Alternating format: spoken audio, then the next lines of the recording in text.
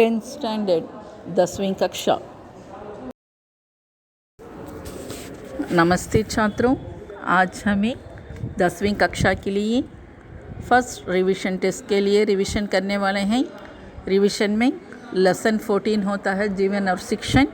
इसमें कठिन शब्द, प्रश्नोत्तर, सारांश, सही या गलत और खाली जगह दिया गया है। पहले कठिन शब्द देखेंगे। कठिन शब्द में पूर्ण, पूरा, वर्ष, देश, व्यक्त करना, प्रकट करना, आशय, अर्थ, क्षमता, प्रतिभा, पद्धति, रीति, शैली, विरुद्ध, खिलाफ, आगामी, आने वाले, मगन, तल्लीन, नतीजा, फल, चित्रक्रांत, चित्ता से, आक्रांत, खंबा, स्तूप, हवा, डरावनी चीज़, परेशानी, कष्ट, कुम्हला जाना, मुरझाना, पाकशास्त्र, रसोई कला, व्यवहार, आचार, घबराकर, डरकर, मौका, अवसर। अब हमें प्रश्नोत्तर के तरफ देखेंगे। यहाँ पर 3 प्रश्न दिया गया है। 3 प्रश्न के लिए एक ही आंसर होता है। क्वेश्चन 3 टाइप्स में होता है। जीवन और शिक्षण का महत्व समझाइए, या जीवन में शिक्षण का स्थान क्या है, या विनोबा भावे का जीवन और शिक्षण के बारे में क्या विचार है। तीनों प्रश्नों को एक ही आंसर होता है। जीवन उठना बैठना या ऐश आराम करना नहीं है। जीवन वास्तव में जिम्मेदारियां की पोटली है। जीवन आनंद से ओतप्रोत है। जिम्मेदारी को निभाने से और उपयुक्त इच्छाओं को दबाने से ही वह आनंद आता है। शिक्षा पाकर ही कोई जीवन की जिम्मेदारियों को निभा सकता है। बच्चों को बचपन से ही जिम्मेदारी के बारे में बताया जाना चाहिए। जो शिक्षण ऐसा नहीं करता वह काम का नहीं है। जीवन और शिक्षण के बीच के संबंध को हमें अच्छी तरह समझना चाहिए। कर्तव्य का आकर्षक फल शिक्षा है।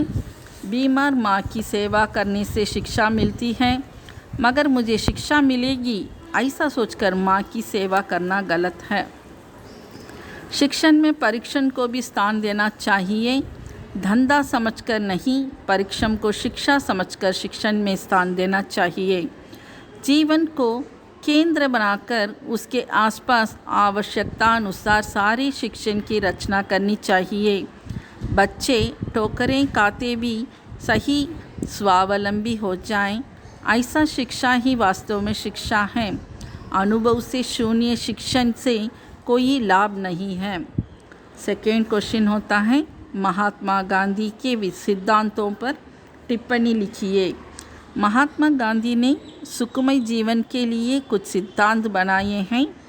हम सबको मालूम है कि गांधी जी सत्य और अहिंसा पर जोर देते थे।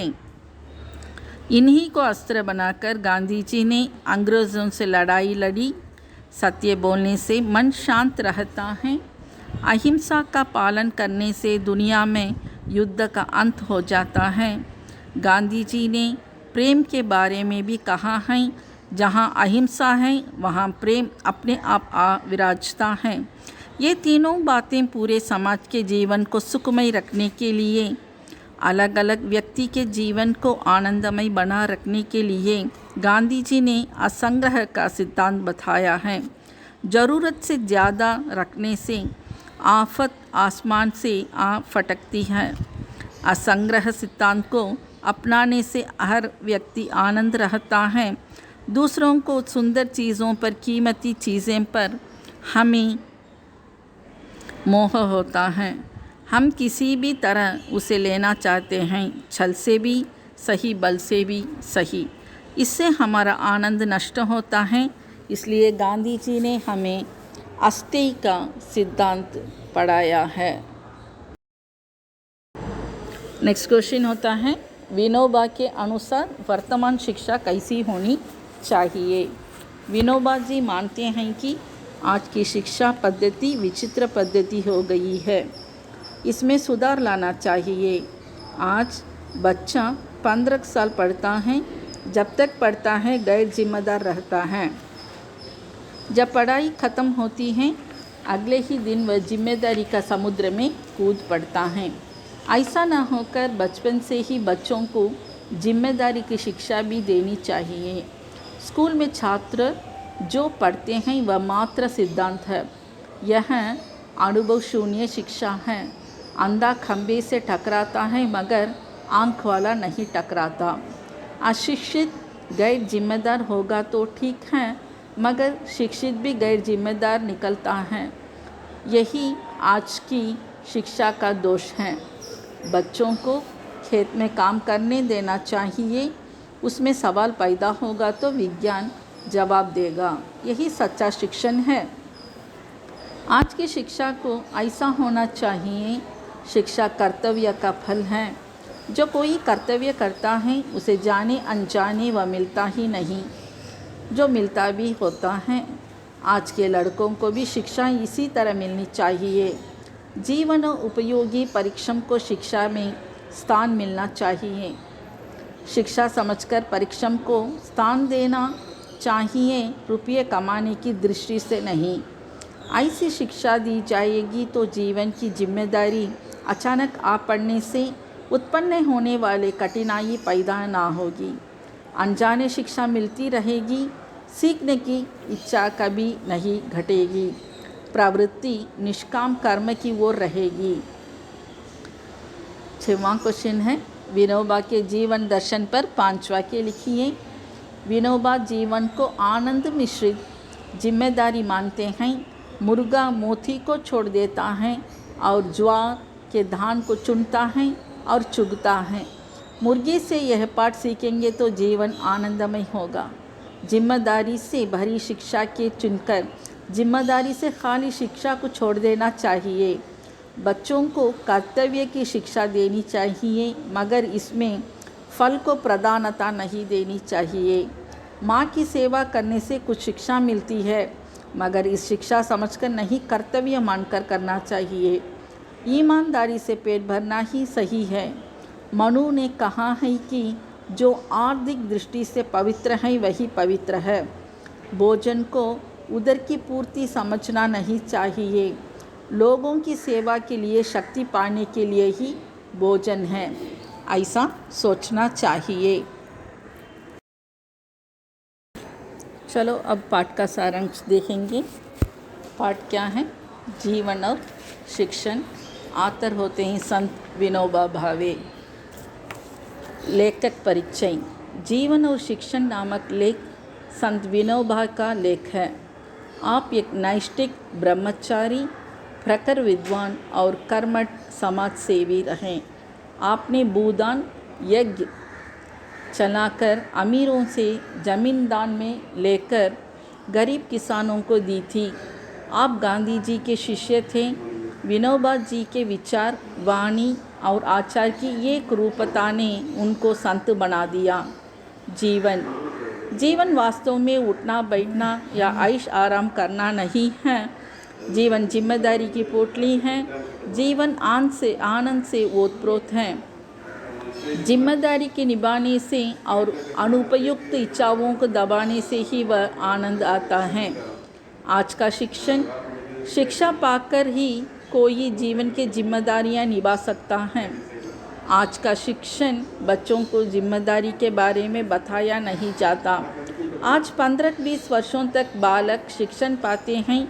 शिक्षण पाने के दौरान वे गैर जिम्मेदार रहते हैं। शिक्षण के पूर्ति होते ही उनको जिम्मेदारियों के सागर में कूदना पड़ता है। इस संदर्भ में उनका मानसिक संतुलन बिगड़ जाता है। यदि बचपन से ही उनको जिम्मेदारियों के बारे बताया जाता है तो उनको तकलीफ नहीं होती। शिक्षण कैसा हो? विनोबा जी मानते हैं कि आज की शिक्षा पद्धति विचित्र पद्धति है। स्कूल में छात्र जो पढ़ते हैं वह मात्र सिद्धांत है। यह अनुभव शून्य शिक्षा है। अंधा खंबे से टकराता है मगर आंखों वाला नहीं टकराता।